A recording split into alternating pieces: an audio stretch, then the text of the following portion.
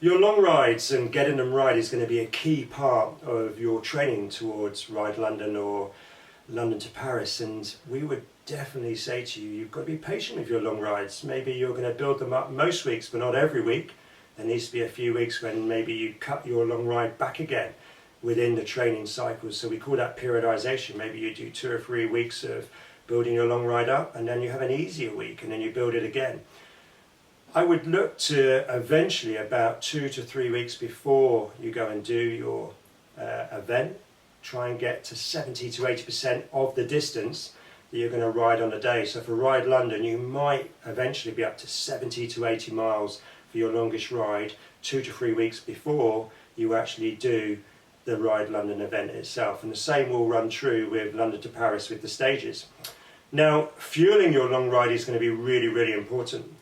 You might build your long ride up by 20 minutes or so each week. That would be quite sensible and quite safe. You should be looking to ride in groups. You should be looking to ride with other people and getting used to including that around you in your environment all of the time. But you've got to fuel, and you've got to fuel so well on the bike. So have a really good breakfast.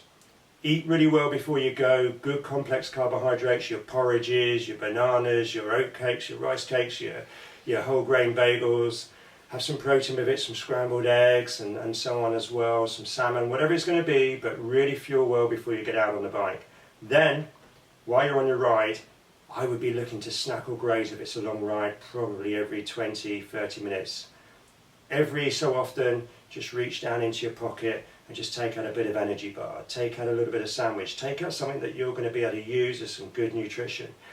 Maybe every half hour to an hour, you might even take a bit of a gel, and I would, before some of the bigger climbs on your long rides, perhaps 10 to 15 minutes before you actually do the climb, maybe have a gel, because it's just going to give you that extra bit of energy to help you through the harder part of the ride. But essentially you could take up to 1 gel an hour, and you could most certainly bring that down to 1 every 30 minutes if you get on with them. Look to think about complex carbohydrates, look to think about snacking and grazing, and eating well while you're on the move in your rides. Fueling is going to be the key ingredient to your long rides going well. And then look to stay hydrated.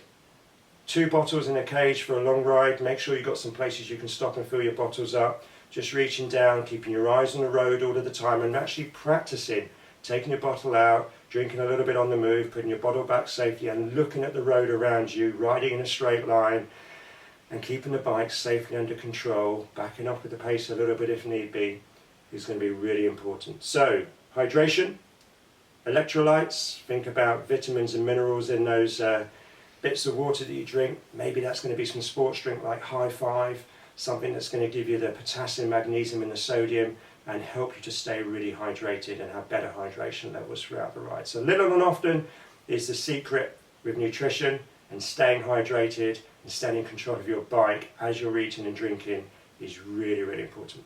Stay safe guys, and enjoy the long ride.